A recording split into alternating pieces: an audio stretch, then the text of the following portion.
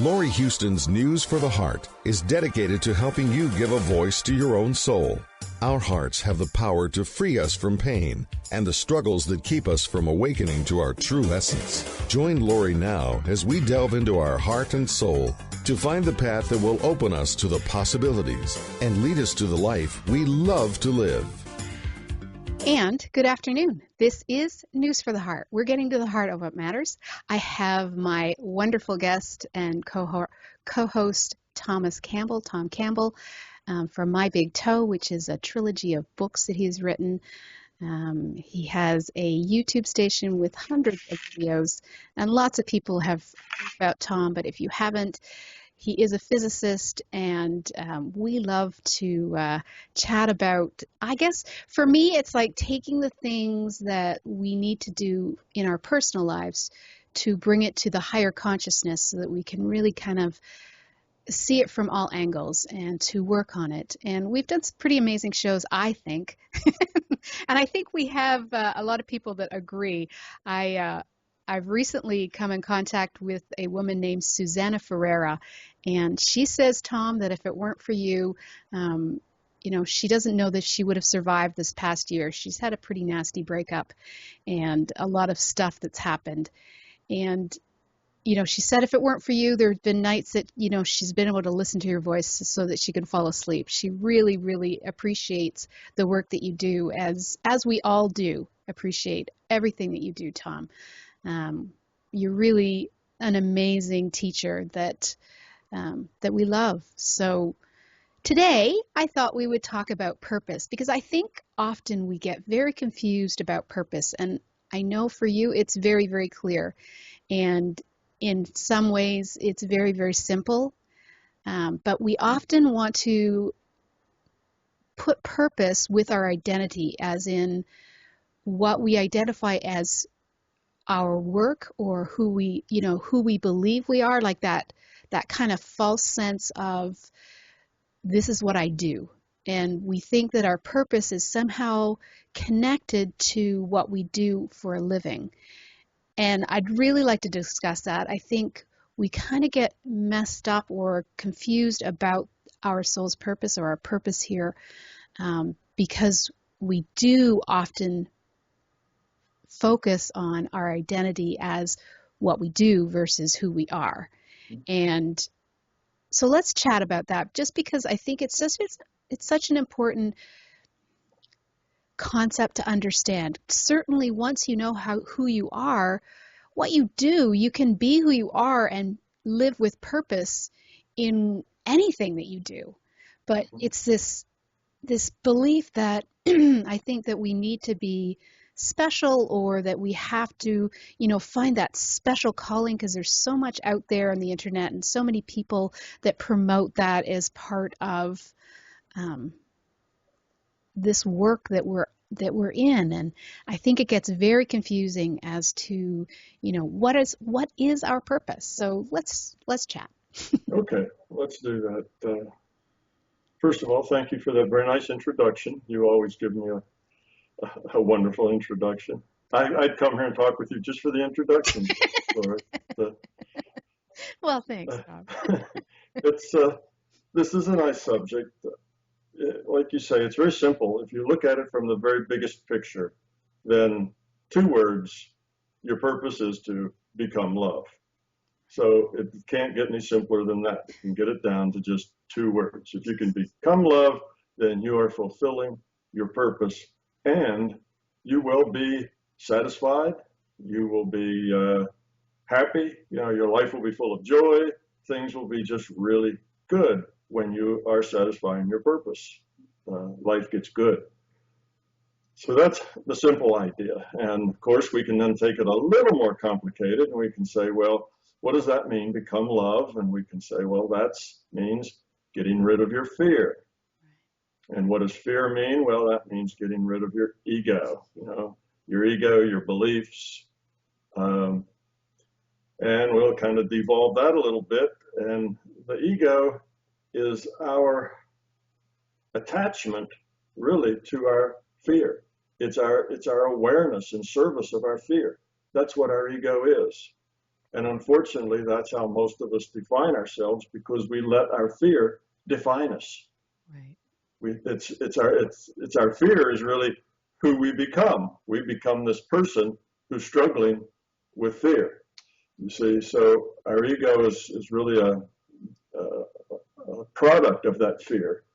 And then so are the beliefs, as you call your story, your beliefs, the things that you think you are or think you should be. Those tend to be beliefs. So how do we get to this purpose when you talk about your purpose in life? And we'll try to get it down from the abstract concept of become love and get rid of fear and ego. Your purpose in whatever you do, whether it's your job, how you get paid, how you pay the rent, or whether it's in whatever else you do. Maybe your job is to take care of your home and take care of children and that sort of thing. Or maybe take care of elderly parents, or whatever your job turns out to be. Or maybe your job is a volunteer. But whatever it is, they all have the same purpose, and that's to grow up, to get rid of that ego. And getting rid of that ego means that your life is more about other people than it is about you. It's not all self-focused. And you can do that anywhere. Any job, any career, anything you do all day, if it's about others, then that's the path forward. If it's just about yourself, my needs, my wants, the way I want life to happen, the way I want people to look at me, if it's all about you, that I want people to like me, I want to be lovable, I want to have friends, I want to have a significant other, I want to have a great love relationship, I want to have this security and these feelings of happiness and satisfaction, and that's what I want.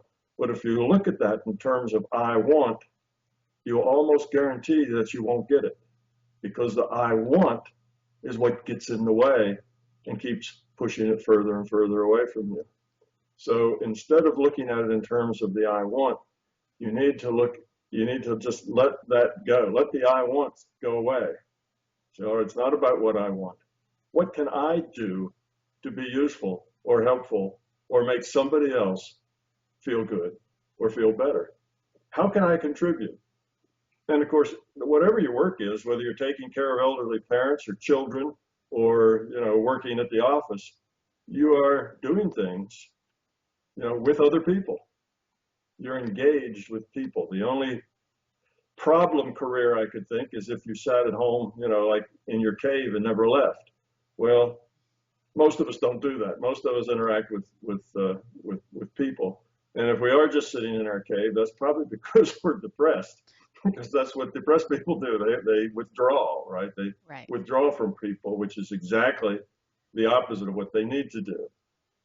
What they need to do is connect with people, and not with any sense of how these people will like me, or how these people will treat me, or how they'll think of me, or will I find a significant other in these people. See, that's all interacting with people, but focused on yourself. If you interact with people with the idea of just getting to know people, just, without any particular agenda or preconceived notion or the way you want it to come out, just interacting. And as you interact, it's what can I give? How can I help? It's just fun just to share sometimes without any expectations of anything. So if you can let go of the I wants and I needs, let go of the ego, which is, again, just your fears. Your fear is, I'm not lovable. People won't like me. I'll never find a significant other. My life is always going to be a struggle. I'm not going to find that happiness. I'll never find joy in my life. You see, these are all the fears that you have. And as long as you have those fears, you probably won't, because it's the fear itself that chases those things away. Plus, when you think of purpose as what you're doing or your work, most people are miserable at their work because, again, like you said, they're focused on how they, how people are treating them, or like they're getting into, the me story, but it's always, there's always a great story that goes along with work. So people are always searching, I don't know, for that evasive happiness that always seems to be outside themselves.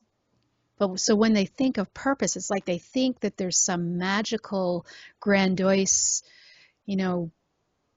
thing that's going to make them happy and feel that they have purpose, right? Yes, many people have this idea that somehow if you could just get the outside world right, if you could just get it configured the way you want it, if you just met the right people, if you just had the right boss, if your work was just not so repetitive. And we have all of these things about how if the environment and the people around you changed, you could just be so happy, you see? And it doesn't work like that. Happiness isn't something that you get because the outside world conforms to being the way you'd like it to be. Right. That will not happen. Happiness is something you get because you care about other people. It's what you give is what makes you happy. It's not what you get. And, that's just a very simple thing, but that's just a fact of life. Right. You're happiest when you are profitably employed, being helpful, being useful, caring, contributing, even at work. And even if it's not kind of personal things, just the fact that you do some kind of work and it really helps. You contribute. You're a part of the solution. And whether it's work like you do, talking to people and counseling, when it really works, when somebody says, wow, thanks, you changed my life, you say, well, that's good. That's a very positive thing because that's what you call success. You see, whereas if you just work and work and work and you don't seem to ever change anybody's life, it's just the same old thing, then it gets kind of like, oh, what the use? I'm not really. So it's not that the people are giving you something that makes you happy. You're happy because what you've given to them. It's not when they say, wow, you've helped my life. It's not that they're giving you something. That's not what makes you happy. It's not that they feel that way about it that makes you happy. What makes you happy is that you were able to help, that you really were able to do something useful, contribute in some way. Even if it's your company's bottom line, your company isn't yours, you're just one employee, out of hundreds. But if whatever it is you do it well and contribute, you feel good about it. It's always about what you can give. Now, when you get a raise, you feel good about that too.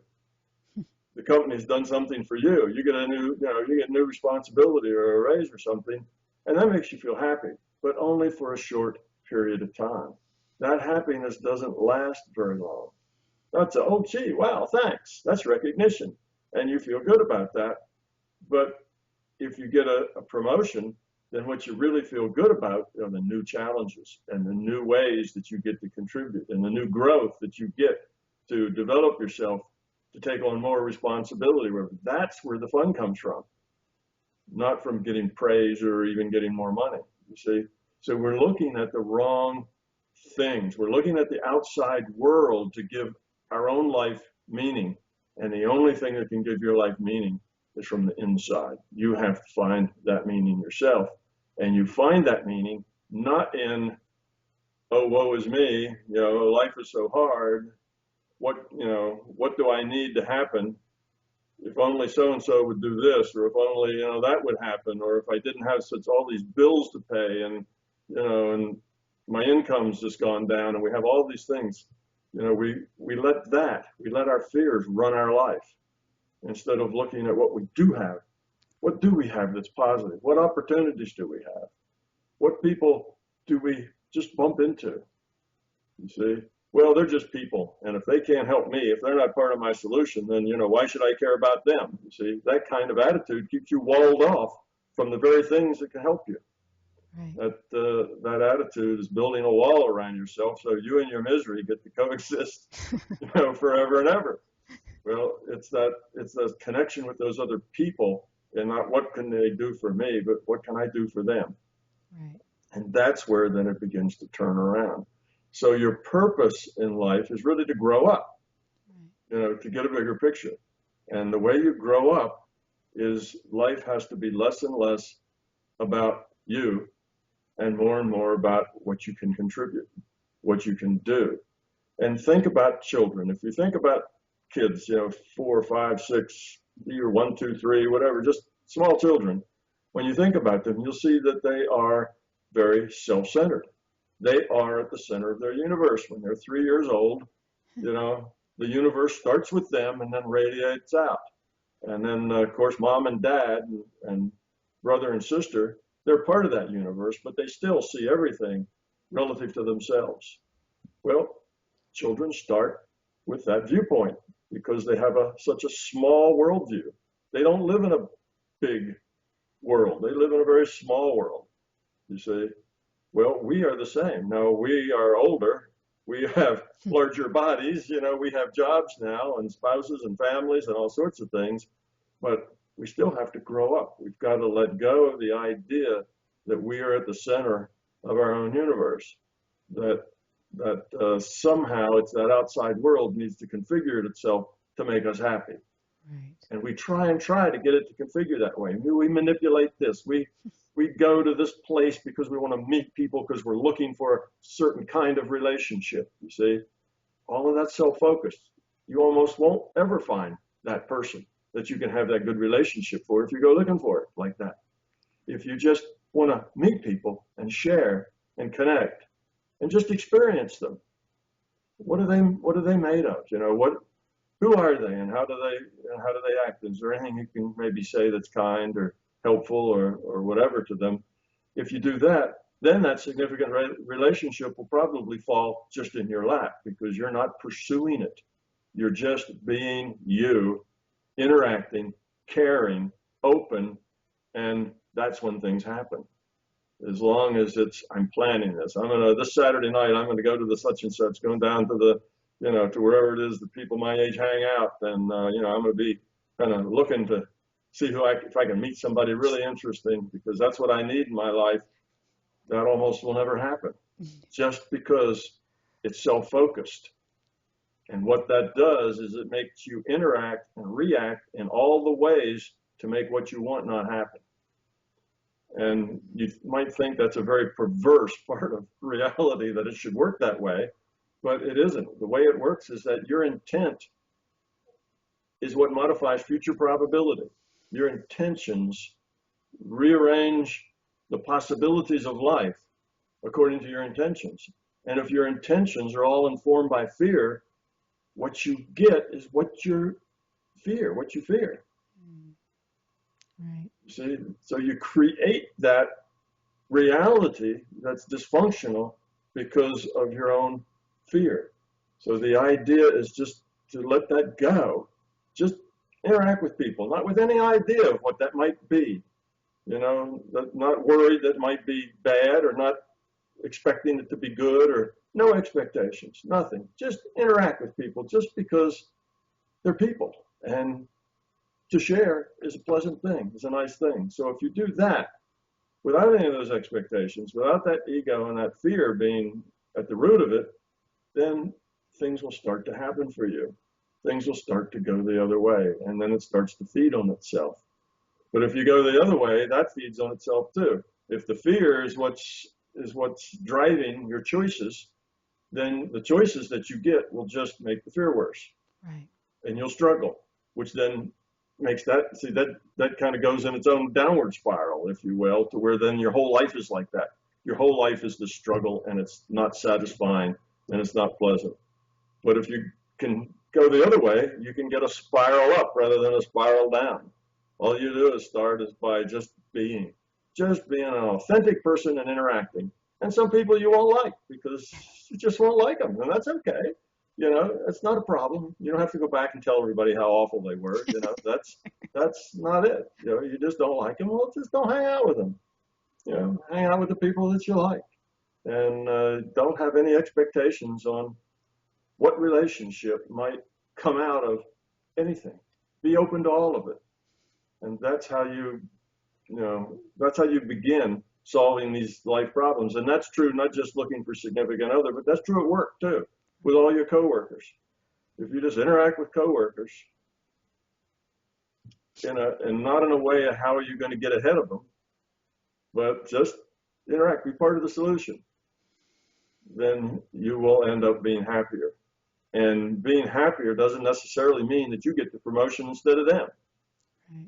You see, being happy means that you're giving, you're caring, you're getting that back. Your life is great. Whether they get to that promotion before you do because they are underhanded and they're slick and, you know, they're doing these other things, well, it's all right.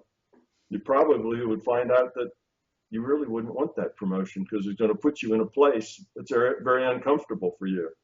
Now you're going to be expected to do things that you really don't want to do. So it all works out in the end. So as long as you're true and being straightforward, your purpose just needs to be to grow up, just to be open, to be caring. I mean, these are simple things, right? Being open, being caring, not being fearful, not being concerned about what's going to happen here. I have to be a certain way so that I make sure that what happens is the best possible thing to happen. Let all that go. That's you manipulating the world to be in your own vision. Right. Well, your own vision isn't that good. Your own vision is very self-centered. So you just want to interact with that world and let it be however it is. So that's the approach. It's really hard, though, to let go of that sense of us thinking that we have control over things. Like it really is that piece that it's like, well, I can tweak this and fix that and then I'll be really happy. Or, you know, once you meet somebody, you know, you're 5 minutes into it, you're thinking, okay, so how would it sound if I had their last name? You know, like, Yeah. you know, it's like we so want it. Yeah. Like when we're focused on us, we're like so ready to control and manipulate and tweak and shift. And it's like, Exactly. that's our focus becomes so controlled. Like that's the only thing we're thinking about is how can we fix and change and make me Right. happy. Right. Control and manipulate. And the thing is that when you're thinking that way, what you're not is natural and open. Right. And when you're not natural and open, guess what? You're not as much fun to be around. You're not as likable. You're not as attractive because you're not just honest and open. Right. You see, oh, there's somebody there who's wheeling and dealing, you know, I better watch out. So it's this idea of control. Yes, we all want to be in control, but this concept of control is an illusion. You're not in control. Right. You're not in control at all. You see, of the way you think that you're in control. The only thing you're controlling when you're trying to manipulate is that you are forcing your reality to turn up negative. You know, that's the control you're actually doing, is that you're making yourself less likable. You're not caring about others. It's all about you. That comes across. The people you interact with, they know it's all about you. Well, you'd like to interact with people. And here's one that's just open and honest and shares. And here's one that's all about them. They're going to manipulate whatever. You know, it's not really, you know, well, what kind of relationship can you have there? You can't really have a meaningful relationship with somebody that's only about themselves. Relationship is about giving, you see, not about manipulating. So when you want these things so badly that you want to control, what you do is prevent what you want from actually happening. Right. And that's kind of a sad truth, right? To realize that when you find out what the problem is and you find out it's you, you know, it's not that world out there just sucks and I never get a break and so on. But the problem actually is, you know, right here, it's you. That's a hard thing for people to get to. That's a hard concept to realize that if you're not always looking out for number one, the fear is, well, I'll be taken advantage of. I'll be used. I'll be abused. It'll be terrible. If I don't look out for number one, nobody else is going to look out for me. I've got to look out for me. Otherwise, you know, I'll end up nowhere. And it's just the opposite of that. As long as you are number one to you, then it's always going to be a struggle. Yeah. And it doesn't matter how successful you are. There's lots of people that have several $1,000,000 in the bank, and they're very self-centered, and they're not happy at all. It's not that, you know, it's not the stuff that matters. It's the relationships. It's the connections. And you can't make connections unless you're authentic, unless you are somebody that has something to give and share, rather than somebody who wants to manipulate to make things turn out the way they want. So that's a very hard lesson to do that. Now, being open doesn't mean that you're being stupid, right? You could be just being open with somebody, and they may be just a real jerk. They may not be a nice person, and they may be somebody that you should walk away from. Well, you have to realize that. Don't be stupid. It's not like, well, yeah, I'm afraid. I feel like I ought to walk away from this person. They kind of a little on the scary side. Well, maybe you ought to just walk away and then reconsider it later. So don't be stupid trying to be open. Oh, being open doesn't mean you put up with anything. Doesn't mean that that you let all kinds of dysfunctional stuff into your life. You just let the functional stuff in. You're just open to sharing when people want to share. If they don't want to share and it's all about them, well, then move on. Find somebody else who does want to share. You see? So it's that. So sometimes people get confused. Well, you either have to be totally open. Yeah, here I am. Do with me as you will. I just want to please. Well, that's not it either. You see? You still have to have your mind engaged, see what you're getting into. There are a lot of people out there who would take advantage of you, but you can't be afraid of that so that you never reach out and connect. Right. Reach out and connect and see what happens.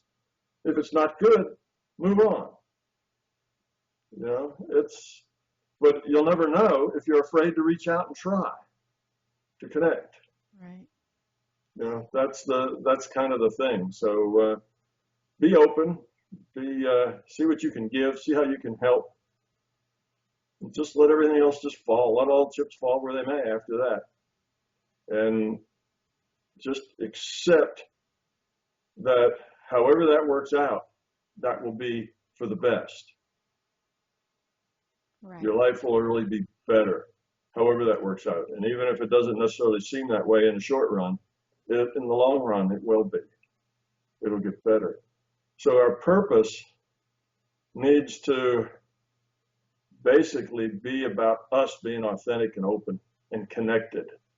That's really what our purpose, and anything else we do in life, whatever our career is, whatever we spend our time on, that should be the underlying focus of it. So, I worked as a physicist doing simulations of things and, doing math and doing physics. And I had fun doing that. It was a lot of fun.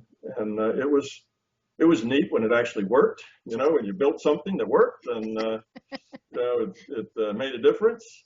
Well, then you feel good about that. But you can have those moments, but that's just you enjoying the interaction and the connection and what you could give to it.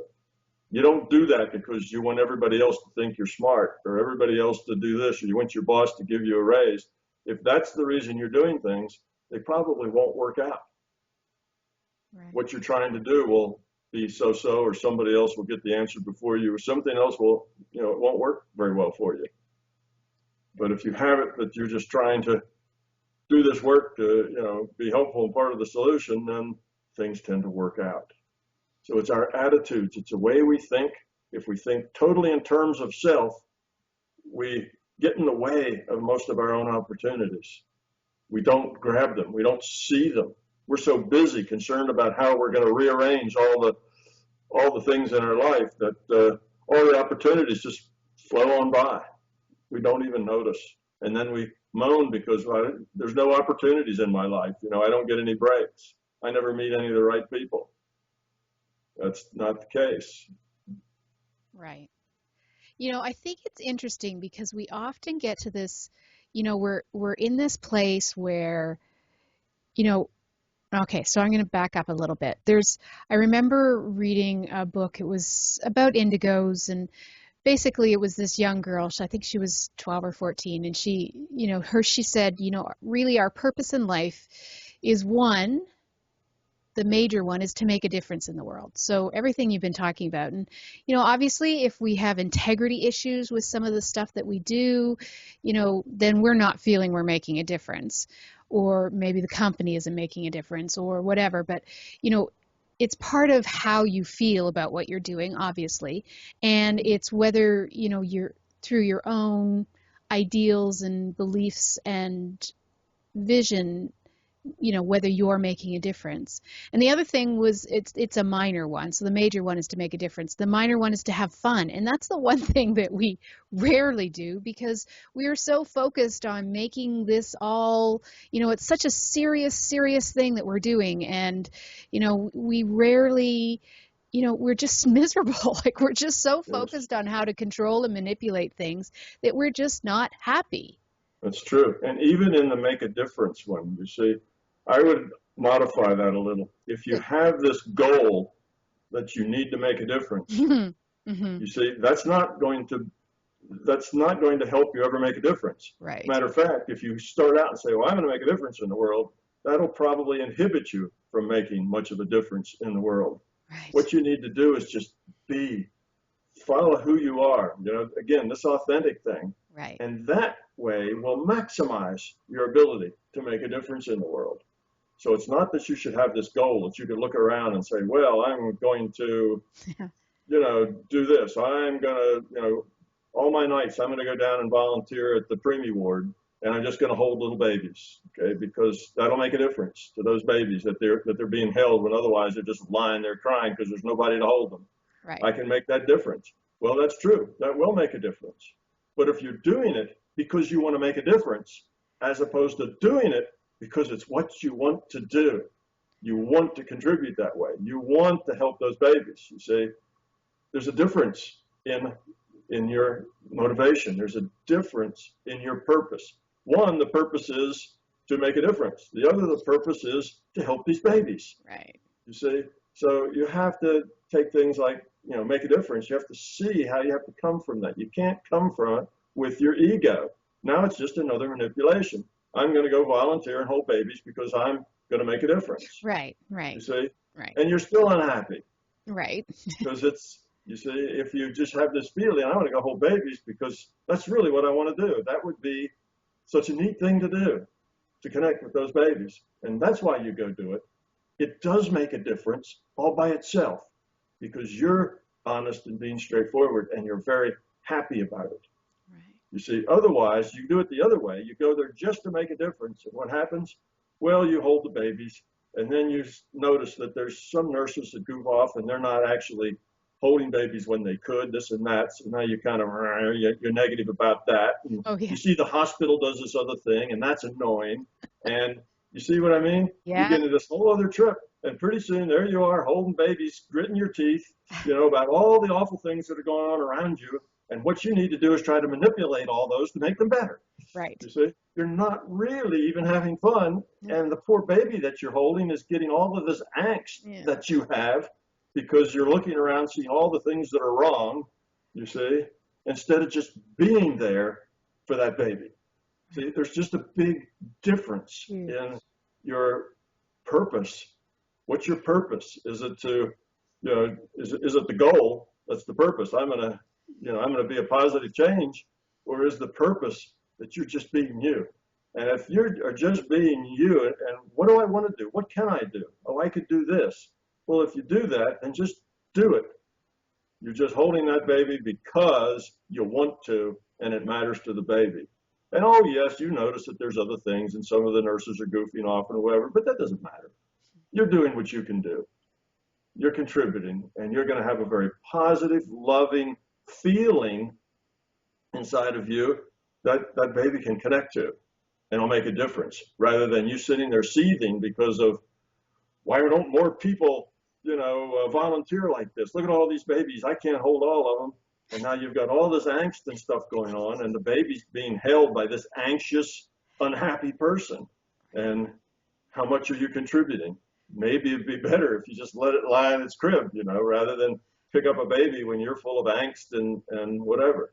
So, But it's so true. I mean, that is exactly what happens once we start doing anything. It's like as soon as our ego gets involved, we have this whole process of, you know, being the best or, you know, being the most open or, you know, so we all of a sudden make it our goal to, you know, right, change everything and manipulate everything and control exactly. everything. It's And find the fault with everything. yes. What's wrong with everything? Well, because everybody else is the problem. It's everybody else is the problem, right? Maybe the If everybody, baby's going to be part of the problem.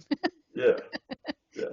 So that's what happens when you are controlled, if you will, by your fear. When your choices are, run by your fear rather than by your love, by your caring. That's the thing. That's why that no matter how you try to manipulate it, it just won't work. It'll just end up in a struggle because you're not coming at it from the right direction. You're coming at it from your fear. Well, I have a fear that if I don't do anything useful in the world, then I will have failed. Right? This 12-year-old girl told me that, and I agree with it. I need to go do something useful in the world, otherwise I'll be a failure. So because of my fear of failure, I go out and hold babies. I'll hold them whether they want to be held or not, because I'm going to contribute.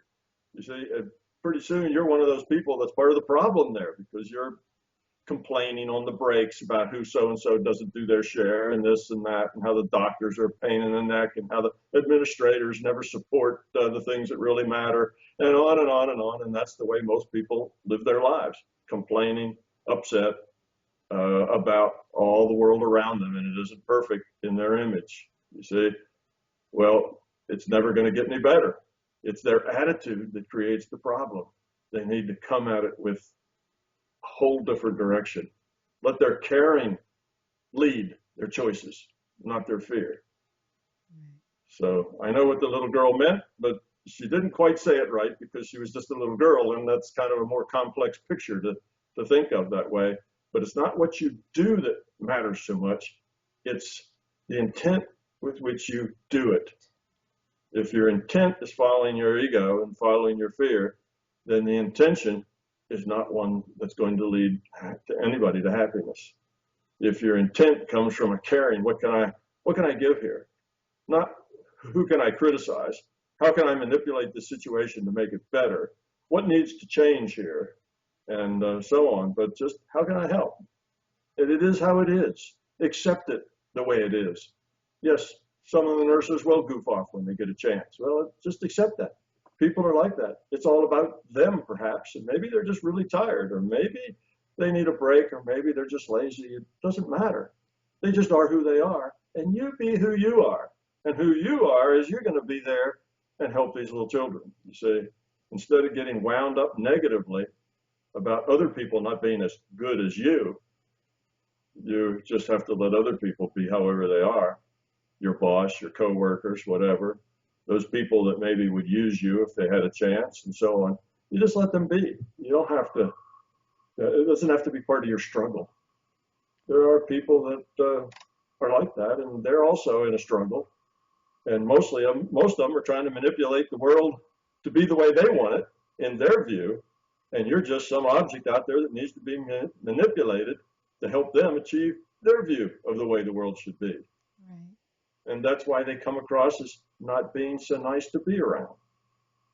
So you see, we're all out there with our egos, all trying to manipulate each other, and then we don't like anybody because they're all like us. Right. And we think the only thing wrong with them is that they're not like us. Yes. Yeah. Yes. Then Easy to say and easy to understand, but tough to do, because we have this tendency to want to be in charge. Yes. We want to control. And that's one of the kind of big steps in life, is to realize that any sense of control that you may have is an illusion. You don't have any control. You're in a world with another, 7.5 billion people who all live in their own reality. You don't control any of that. See, the only person you control is yourself. And that's where you need to start. There is no control. And the interesting thing is that I found, this was probably 30 years ago, I came to the same conclusion that trying to control, trying to make things be the way I wanted was impossible.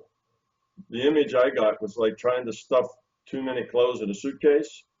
I don't know if you ever tried to do that, but you just need to get a few more things in, but when you open it a little crack to stuff something else in, something else falls out the other side. And it just, as much as you think you're going to, I could just fix that if I got this in, and something falls out the other side. So it gets to be like that. It doesn't work. You're really not in control.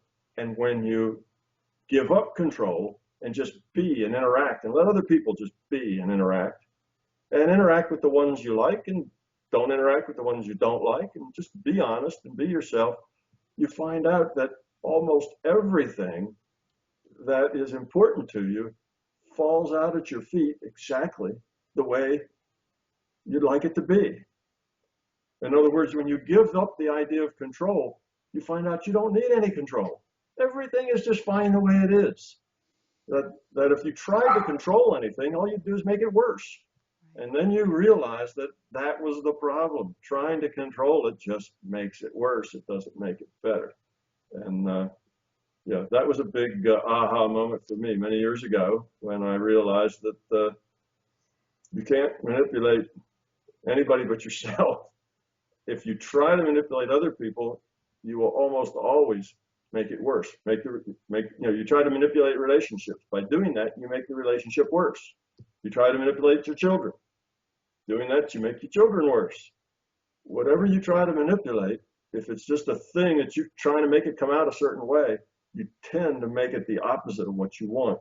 That's because you're putting energy into manifesting what you fear, because most of your energy is tied up in the fear.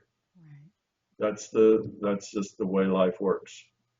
So understanding that life works that way will maybe give you enough courage to say, well, I got this feeling that if I don't manipulate, it's all going to go to hell in a handbasket, because the only reason it's even tolerable is because I keep manipulating it. But it takes courage to get by that and say, all right, let it go to hell in a handbasket. I'm just going to be me. I'm going to be authentic. I'm going to care about other people, and I'll let the chips fall where they may and deal with it as I have to deal with it. Well, that might mean you make some big choices. There may be some relationships that just aren't functional. Right. And maybe they're just not going to be functional. Well, maybe it's time to start other relationships, you see. So I don't mean that you can just suddenly your whole life will become perfect. There may be some lumps and changes that have to happen in your life, but they have to happen.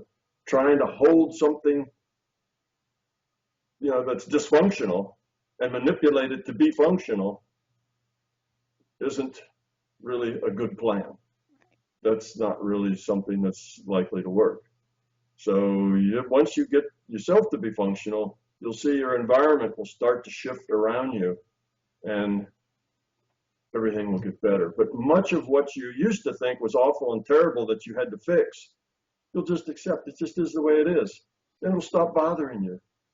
And then it really, it's just not your problem. It's just the way it is. You don't have to fix it.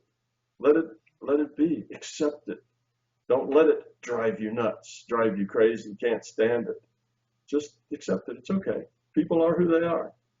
So that takes courage. That's why I say, in order to do this, in order to get rid of fear, it takes courage. People will feel very naked and very vulnerable if they're not continually protecting themselves and their interests. So again, it doesn't mean that you're stupid. It doesn't mean that you, don't look after your interests. You do that, but you don't manipulate others. You just honestly do things. And if it's your interest is like this, then you tell people, this is, my interest is this way. This is the way, this is important to me. It's like that.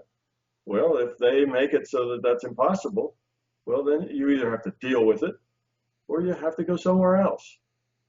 You see? That's being authentic. Right. That's tough because we've worked ourselves into all kinds of situations that are mostly dysfunctional. And how do we extricate ourselves from all of that and get more functional? But one of the good things is that once you become more positive, a lot of the things around you will become more positive as well. Often Other people's negativity that are pointed towards you are just a reflection of your own negativity toward them and towards yourself. See? So as you grow up, you'd be surprised how much better other people act as well. So it's your growing up really helps them grow up, because it takes in a source of dissatisfaction out of their life, and suddenly they are a lot friendlier and a lot more considerate and a lot more caring towards you. You see, when you are that way toward them. So it's not like you just have to throw your old environment away and go find all new people in an all new environment. It's not necessary most of the time. Most of the time, you'll see your own environment will start to heal and start to get better.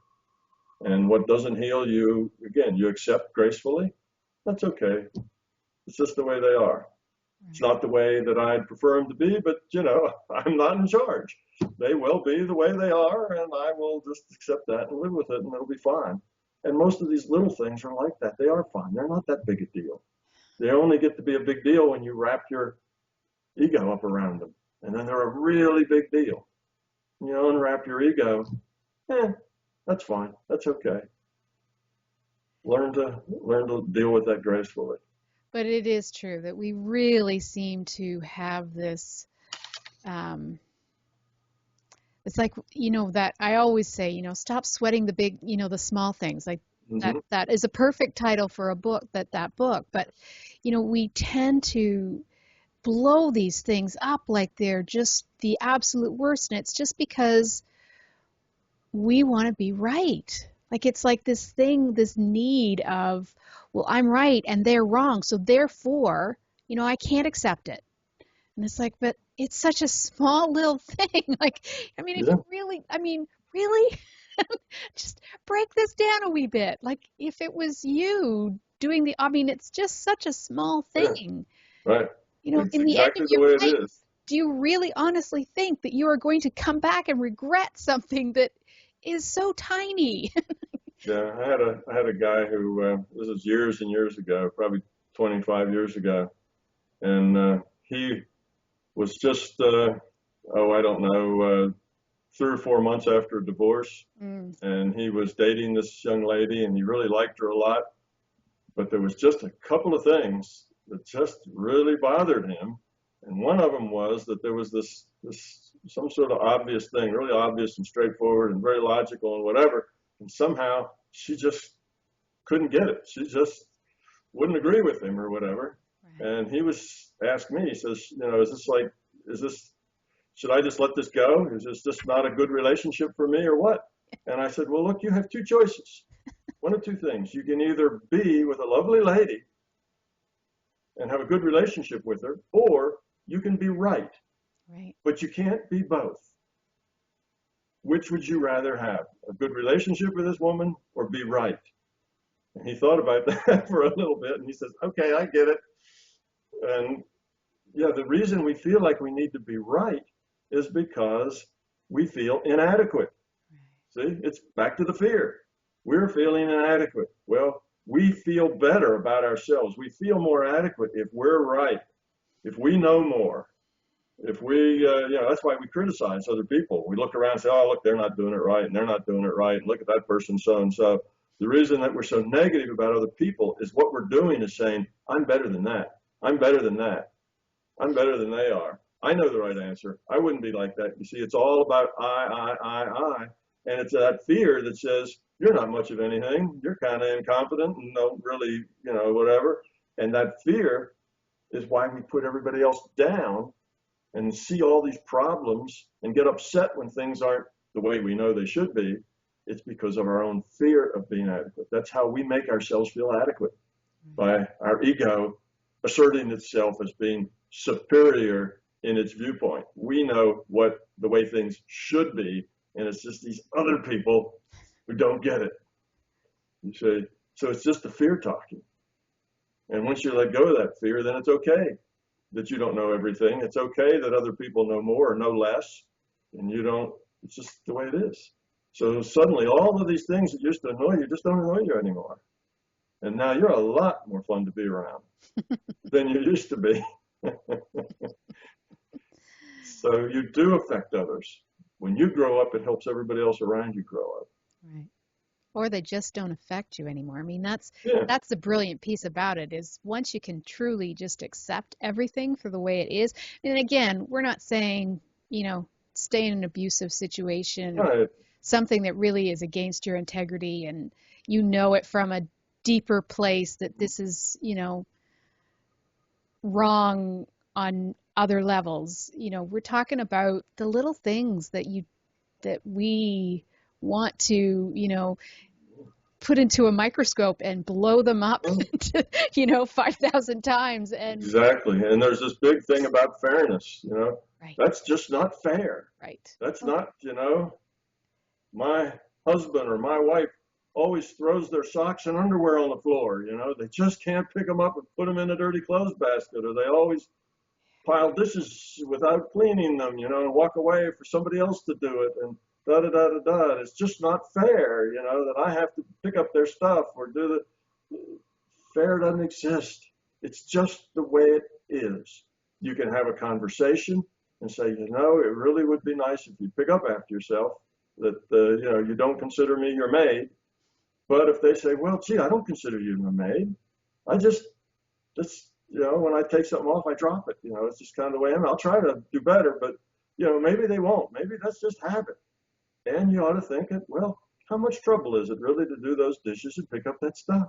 See, how big a deal is it? Well, it's not a big deal. I could do that in seconds, but it just isn't fair. right. See, it's not fair to me. It's not fair. Well, all of that is ego and fear that you will be abused, fear that you won't get all your due, fear that you may have to do something more than you should have to do. See, and all of that, it's not about what you can give. What you can give is just do it. But you can try conversation and you can try whatever, but not because you're upset, not because, it's such a big deal or whether it's fair or not. You just do, because you'll probably see there's other things where they pick up the slack for you that you don't even notice. Exactly. You see, oh, okay, I have to pick up his socks, but I never mow the grass, I never change the oil in the car. I hardly ever take the garbage out. There's other things. It's just people do, and it's not like he's going to say, it's unfair. I have to change the oil in the car all the time. Why don't you change the oil sometimes? You see, it's not like that. We just do what we do. Right. And where you see where you can give, and do it gracefully and cheerfully. This concept of fairness is bogus. It's your ego. Right. It's your fear is what it is. So you give as long as you're able to give. And you get to the point where your giving, starts to get in the way of other things, that you can't do the other things you need to do because, you can only give but so much, right? You've only got so many hours in a day and you just can't do all the things that's required of you. Then you either need some help or you need to, have some talking and say, I just can't get it all done. And some of it, what are we going to do? Some of it may just have to not get done. Well, some of it will just have to stay that way to the weekend. All right? Learn to live gracefully with that. Not that, I can't stand it. It drives me crazy with stuff like this. I can't wait to the weekend. Well, that's just your problem. Let it go. You see? So you can see how you can solve a whole lot of problems all by yourself just by letting go of that fear and that ego. And as you solve those problems, you'll just help the other people in your life solve their problems. And once they see that you are cheerfully doing all these chores, that'll make them want to actually be more helpful to you. Whereas if you're complaining about it, now it's a struggle. It's like it's me against you. Yeah. See, you against me. You want to change me, and I don't want to change, and I want to change you, and you don't want to change, and now what are we going to do? You say, well, you both just need to grow up. It's the problem. You're acting like 5-year-olds, right? Fighting over a toy. And that's the answer. So our purpose, what is our purpose? Our purpose is just to grow up, to get rid of the fear. And it is just that simple. And that can be played out in whatever you do. Exactly. Whatever you do, there's opportunities to make choices. And if those choices are on the side of love rather than on the side of fear, your life will start to get better. And it'll get better all around. And no, it's not going to, everybody won't use you as a doormat and walk all over you and do this sort of stuff. That's the fear, but it won't happen. It is the fear. That's totally the fear, right? That's what everybody thinks. And then it's unfair, and then they go back into their story. Right, exactly. So that's just the way it is. So you have to be committed to being real and to being helpful and to doing that gracefully. It's not like, well, okay, I'll do this for you if you do that for me. See, that's not giving. That's a bargain. Yeah. Okay, that's a deal.